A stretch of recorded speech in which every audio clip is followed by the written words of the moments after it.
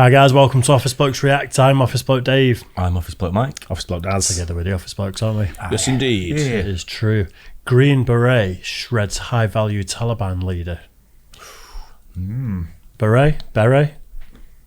Green Beret. I suppose if you're French and you're wearing a little hat, then it's a beret. And then beret. I say Green Beret. Yeah. Used to be a pub near me called the Red Beret. Yeah, Yeah, I remember still that. there. Yeah, the football team. Yeah, I think still they there. played against them. Is Dirty that, gets. is that based off being a military thing? Yeah. Is that why it is? Yeah. Right. Oh, If nice. it's put like that, I'd say Green Beret. But if you're going into a hat shop and say you want, I'd say I'd want a beret. You look like someone who'd want a beret. Jessica. No, you definitely. It's Beret. It's Yeah. Beret. See, we answer all the important questions on this channel. Prince sang about it. Raspberry Beret. Yeah, he didn't no, sing I know, Raspberry I know. Beret, I know. did he? No, he didn't. Started a debate here. Comment below how you pronounce it. It's And beret. does it depend if it's the hat or the soldiers? Right then, Green Beret shreds high-value Taliban leader. Should we go for it? Yeah. Let's do it. What's going on, guys? Welcome back to another video. I hope you're all having a fantastic day. Today's video is actually one that I made and uploaded about 4 months ago, but none of you really saw it because it got instantly demonetized and age restricted and then eventually completely removed. And if I'm being honest with you guys, I can't really even blame YouTube for it. This is a really intense video and story, but I will not downplay the sacrifices that these men made. And their story deserves to be heard with all the details. So I really need your guys' help on this one. Leave a like on the video, a comment on the video, watch it all the way through, share the video with your friends. Help me make it clear to YouTube that these stories need to be heard and that they cannot demonetize and shadow ban us into no one ever knowing of the sacrifices that these men made. So if you guys could help me out with that, it would mean the world to me. I really want this video to do well. I really want this video to stay up and to make sure that as many people as possible have the opportunity to hear this incredible story. But with that being said, I hope you guys all enjoy it. Thank you so much for watching. I'm not gonna do any sponsors in this video or anything like that. I just want this to be purely about the story. So with that, let's get into it. September 10th, 2007, 3 Green Berets led a mission to kill or capture a high-valued terrorist leader in Samarra, Iraq. The Green Berets received intel that the terrorist leader they had been looking for over a year now was held up inside a small compound in Samarra. So they quickly came up with a plan to assault the compound along with 9 members of their Iraqi partner force, with hopes of being able to capture the target alive so they could interrogate him. The reason they wanted to bring him in alive so badly is because he had close ties to a small terrorist group in the area that the Green Berets had been hunting. And this specific group of terrorists had been hunting down the families of Iraqi police force members. So at this point, the Green Berets have been trying to put a stop to this for over a year now, and this specific terrorist leader could give them all the information they needed to put this to an end. So these Green Berets were incredibly motivated to get this man right now. The 3 brave Green Berets leading the mission were Captain Matthew Cheney, Staff Sergeant Jarian Halbison-Gibbs, and Sergeant First Class Michael Lindsay. The plan was for 2 helicopters to drop the men off at a field on the outskirts of the village at 2 o'clock in the morning. But when the helicopters arrived, the planned landing zone was completely covered in water, so they had to set the assault teams down a bit closer to the target than planned. On night raids like this, the Green Berets would typically sneak into the village and find the majority of the enemy insurgents sleeping in their beds, making their mission much simpler. But because the helicopters were forced to land closer to the target, they woke up all 24+ enemy insurgents. The Green Berets were on the first helicopter to touch the ground, and as soon as their boots hit the floor, they came under heavy machine gun fire. And to make matters even worse, the arrival of the second helicopter created a blinding cloud of dust, so thick that the team became overwhelmingly disoriented, making it difficult to even find the building they were receiving so much fire from. The brownout was so intense that the Iraqis got lost in it, leaving the Green Berets no choice but to assault the target building on their own. After stacking up on the door, Jarian tossed a grenade inside, killing multiple enemy fighters before rushing in to begin clearing the building. As they entered the doorway, they could see faceless shapes scurrying around the room in the dark, grabbing their weapons as quickly as they could. And within seconds of entering the room, the Green Berets started receiving AK-47 fire. Cheney was shot by a round that went straight through his pelvis and his hip, and Lindsay was immediately shot in the throat.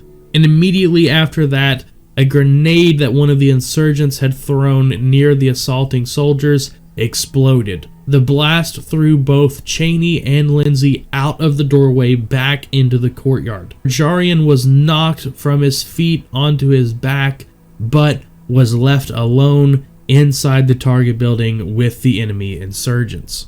Lindsay was barely able to move after the blast, and with machine gun fire impacting everywhere, Lindsay rolled himself over and grabbed for his pistol, firing rounds towards the insurgents.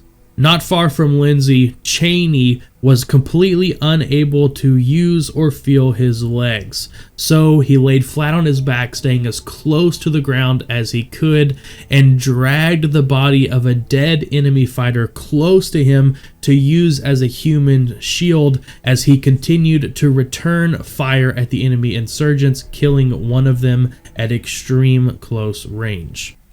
This is horrific, isn't it? Yeah. Terrible, yeah.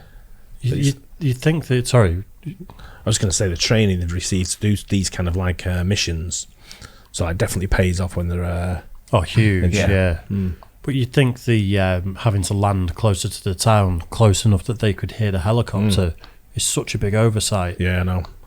You know, it must be, landing... Because them Chinooks are loud, aren't they? Yeah. You land further away and trek further, maybe. Oh, yeah, And 2 then at o'clock in least the morning, you'd have to be a big distance away, wouldn't you, for it not to be heard? Yeah, because it's especially in these remote areas. Yeah, absolutely. When I'm in my house, if police helicopters out, I can hear the police helicopter, and I look out, and it's miles away. Miles away, yeah. No, it doesn't have to travel at night. Yeah, you'd think they would have maybe gone away and rethought it, wouldn't you? Really, they must have known that. Listen, we're so close, it's going to wake them up, and be They in probably trouble. needed to deal with it then. Maybe. They had sighting on him where he Well, was. these guys are still going, won't they? I suppose. Yeah. So. Yeah, it's just one decision from one person, isn't it? Nope, we still go. Get the guy. And they just do it, don't they? I always wonder though, when you hear a lot of stories that come out of places like Iraq, and I've got friends who were in Iraq and both Afghanistan, and some of the stories they tell, and I'm like, I never question what they're telling me, but I always question.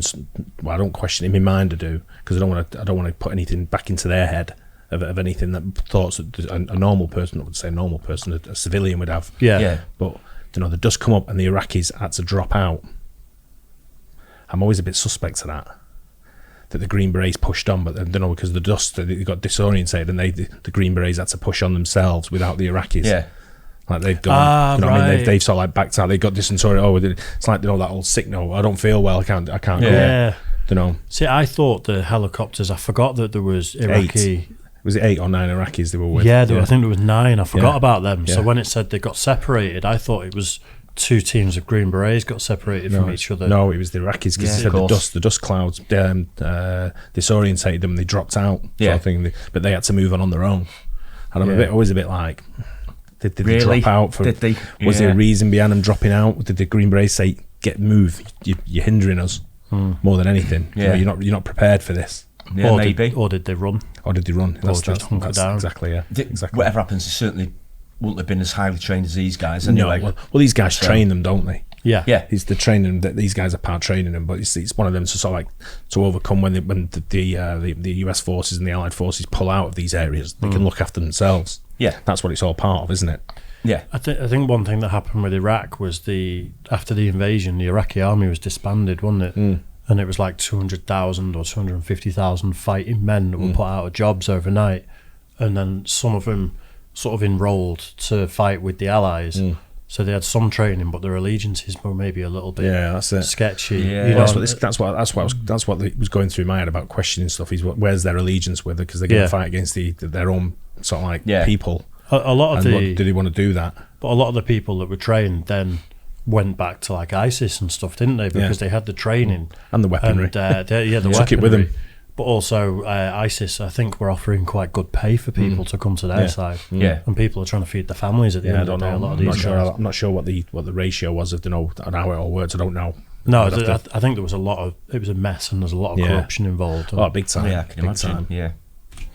Back inside the building, Jarian's night vision goggles had been completely destroyed by fragmentation from the grenades, so he had no choice but to continue his assault alone and in total darkness. After locating and quickly eliminating one of the main enemy shooters inside the building, Jarian tripped over a dead enemy fighter, and as he fell to the ground, he was shot in the thumb, but was able to quickly regain his composure and killed another enemy insurgent in close quarters combat.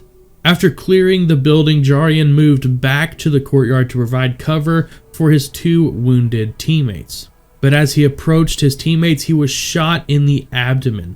While falling to the ground from his wounds, Jarian was able to pop off a few shots from his M4, killing the enemy fighter who had just shot him, from a distance of only 12 feet away. Completely ignoring his wounds, Jarian then got to his feet and helped direct the disoriented Iraqi police force in finishing the assault. Over the course of a hellish 10-minute assault, the 3-man Green Beret assault team managed to kill the target along with 11 of his men.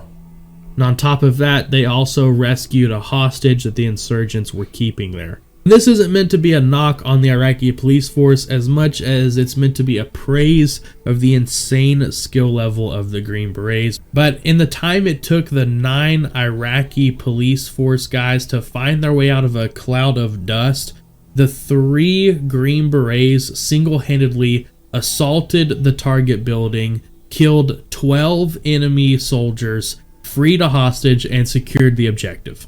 That is just insane. All 3 Green Berets made full recovery from their injuries, and if that wasn't crazy enough, all 3 Green Berets went on to deploy at least once more. Jarian Halbison-Gibbs received the Distinguished Service Cross, the Army's 2nd highest award for valor. Captain Matthew Cheney and Sergeant First Class Michael Lindsay were presented with Silver Stars. All 3 men are incredible warriors and American heroes. We can't thank you enough for your service and your sacrifices, and it has been a true honor sharing your stories here today. End of the video. Thank you guys so much for watching. If you made it all the way to the end, thank you so much for your support. Nice. I seem to think we might have done a story on them before.